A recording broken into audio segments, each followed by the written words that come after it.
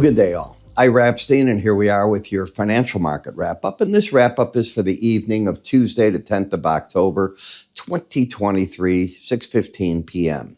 Now, we got to get back to the markets. Here, the Middle East thing is going to go on a very long time. This is not going to be a hit-and-run game. This is about, according to Israel, the destruction of Hamas. That's going to go on a long time. Appears they're determined to go into Gaza and do that. Whatever they're going to do is fine. I'm going to back away from all that. I am not a military tactician. I am not a soldier. I'm a chartist, an old one. But I've been around this game, and I think I'm good at what I do. And in looking at the markets, I think we go back to where we're at. The shock of the invasion has run its course. Now we're dealing with the horrors every day that war brings with it, period. And that's what your TV time's going to be taken care of. If you'll notice, Fox has moved itself to compete with CNN, and they're doing now on their main channel. It's the equivalent. They've got their people on the ground. We've seen this show before. I'm used to it, all right? Every time there's a big war in the world, we initially get that from Ukraine. We've forgotten about Ukraine, how fast our attention shifts in America. But it's still there, and every day they're fighting it. So now the U.S. is being taxed even further because now we have to, if you will, we are the major supporters, be it of Israel, be it of Ukraine. So as Americans, our money is going further out to support these events. If you think we're not at war, boy, are you wrong. We are at war. And we're seeing that in our own society. All the protests, pro and con, Harvard, I'm seeing what's going on there, Chicago. It's everywhere. You see it, all right? People have strong opinions. And you are right when you say, you got to tame them down and go back to what you do because let the pros do that. That's what they're doing. So tonight we've got meetings going on at the House of Representatives. Will they be able to choose a new leader? I will be the most shocked person that they walk out of that, do it. But maybe they'll have to take the pro temp speaker, who, by the way, they gave him that job from 9/11. I don't know if you're aware of that. And this whole thing was continuity in case somebody, God forbid, got killed, there was a bombing, whatever, he could step in and run the House. All right.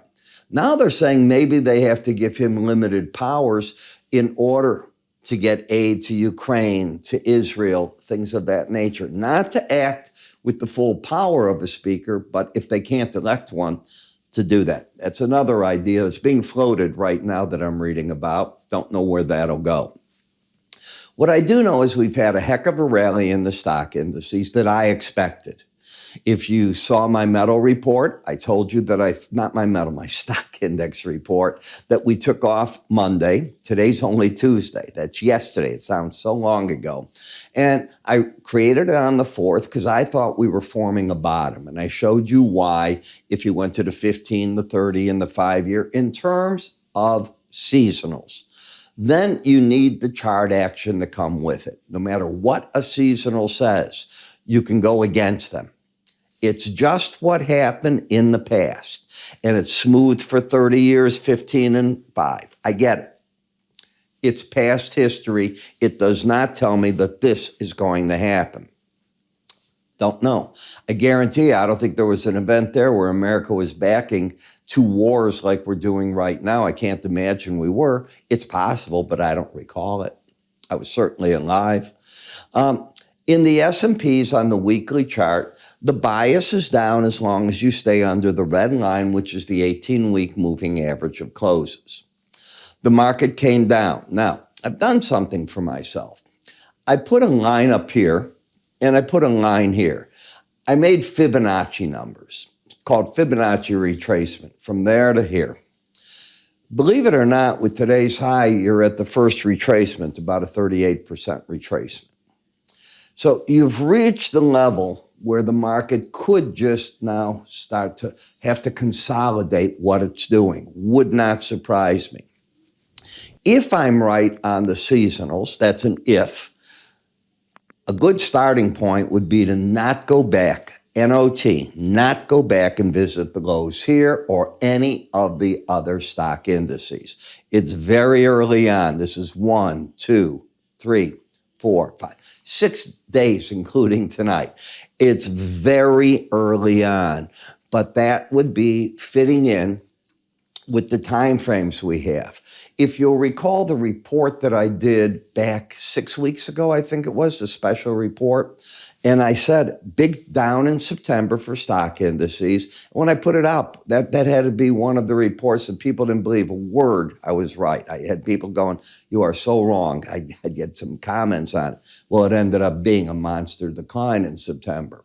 So I also said in that a churn in October. And this is now the beginning of that churn. Then I know what I said at the rest, but I won't share that yet. Maybe we'll do another report. But in any case, as long as you stay over this, you have upside bias. You certainly, in terms of moving averages, have a lot of resistance here. And let's step back and understand. The 4,200 zone was a popular number for a lot of analysts to think the market might hold that. As we take a look at where we're at with Bollinger Bands, well, once you stepped away from this decline we had, and notice how it went to the 200-day average and that held it, you bounced, and you kept coming back and fighting your battle. It's an important number. It's not one of those numbers that you just went through that moving averages like it didn't exist on paper. It's there.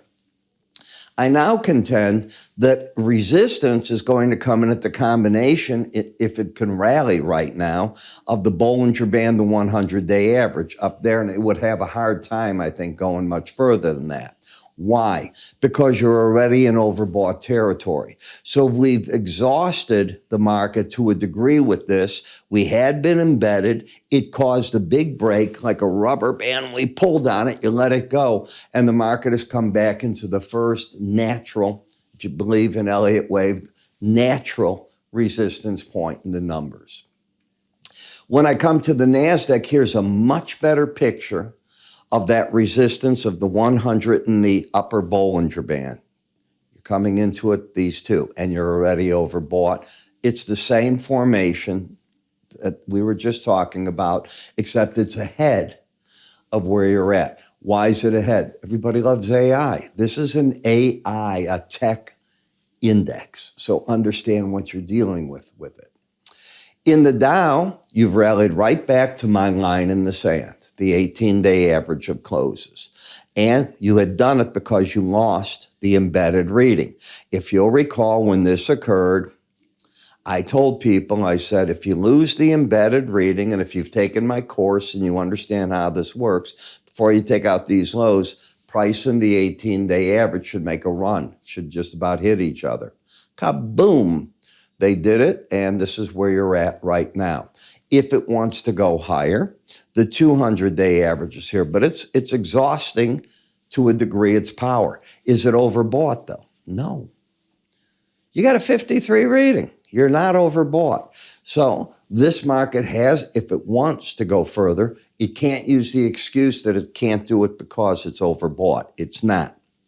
It can do it and run out of momentum here because you're back to the line in the sand, and that's such a darn important line. I've shown it to you if you're a regular viewer here over and over. And in the Russell, same thing. You lost the embedded reading. Now you're at that number. Kaboom. So, these videos are there. You go back, take a look at it, one or two, and you will see that on YouTube and so on. That's what I was saying, and it's hit its objective. So now I cross my arms like this. I go, what is next? I know that I want to be bullish into the year end.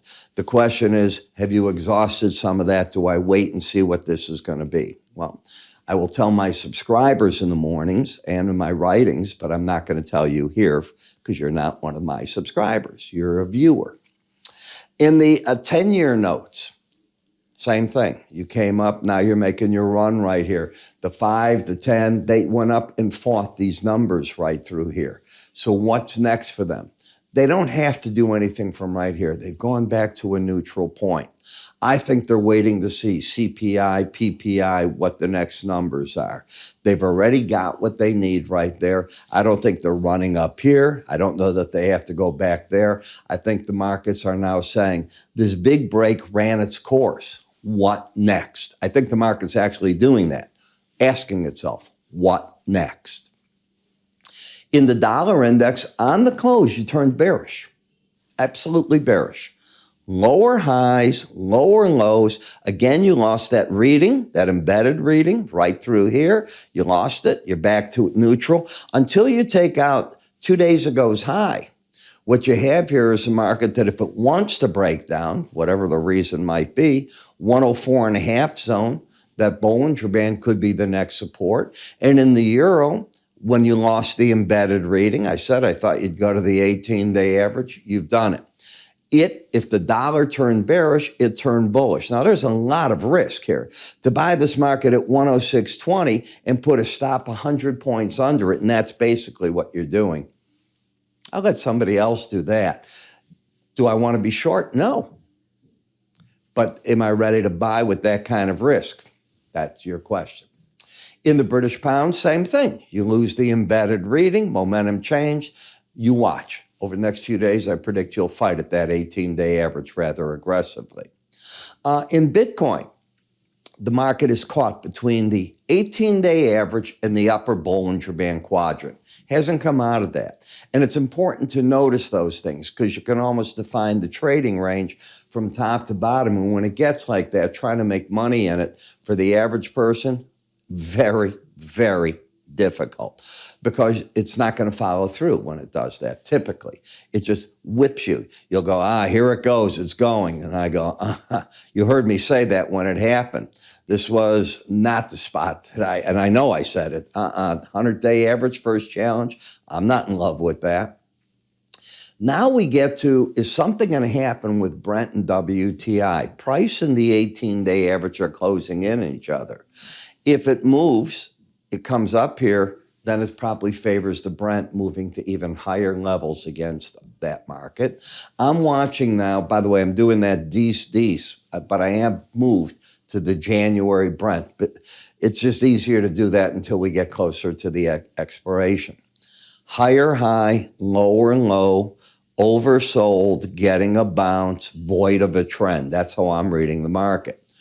Higher high, lower low, oversold, correcting. Not that much of a trend that I see right here yet. It could get one, but if there were one, it's down, not up. The bias is down. Heating oil, same type of thing. What a break that was over that 1 week, and now the market's saying, did we overdo it? I think you overdid it. Now, if for any reason there's fuel shortages that come in on crude won't be the product you necessarily want to own. I know it'll get the headline. You start watching your heating oil and gasoline.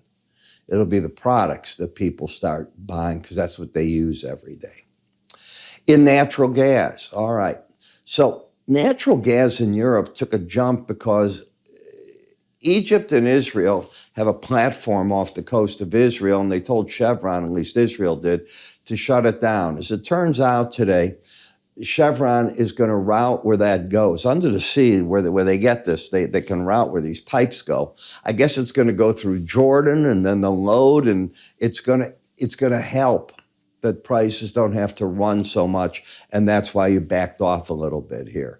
People get very worried. Natural gas is in short supply right now. As much as we all make it, LNG is not the easiest thing in the world. It was you freeze it and you got to ship it out to get around the globe, and that is a problem. That's part of what this is. Winter is part of it. People need it for the heating needs and so on. Depends where you live in the world. What's the cheapest fuel you get for your winters? But winter is here. Cold weather is here. We don't have snow, but in Chicago, we're already 30s and 40s at night in the outlying area, and the city's in the 40s. So it gets cold. We can get warm during the day. We can go back to 70, but we're not going to 90 again.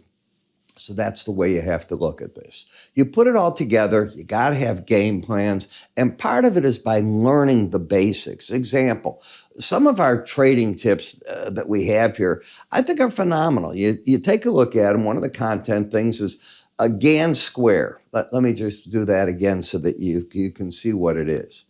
A lot of you don't even know what Gann is. You should learn it. You should learn what the Elliott wave is, Fibonacci. It's all important. And what does it mean for the NASDAQ? A lot of traders back when said, oh, I got to have that and I got to understand it. It's so simple, but you don't know it. Learn it. It's not difficult. The benefits of relative strength. You think I didn't become a slow stochastic person by understanding relative strength? I taught relative strength for years. Early in my career, there weren't slow stochastics. George Lane did that a lot later. Relative strength, though, had been around. On-balance volume, another great indicator from Joe Granville made it famous. He used to walk on water because with it, he would be able to call the market. He was one of the best showmen I ever in my life saw. He could do things nobody could do.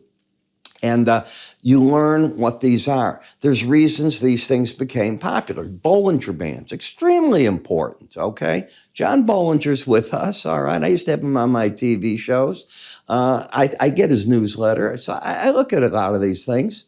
All right, so you take a look at what this is and you learn. And that's what you got to do. I'm one character out here. There's plenty of us out here. But these are good things. Look at how the graphics come alive. It makes it easy to understand. When I bring things to you, I bring them to you because I think they're easy for you to understand. For those of you that are way more sophisticated, no, this is way beyond you. But that's not my audience, all right? You're not looking for what I say. You want to get with a math wizard out there that's doing some quant and whatever. You people, no, you're different. You're the people I'm talking to. IraEpstein.com, free offers. Move your cursor to the top. Same thing to do there. I'm Ira. I'll catch you first thing in the morning. And in my ETF and metal video, you take care.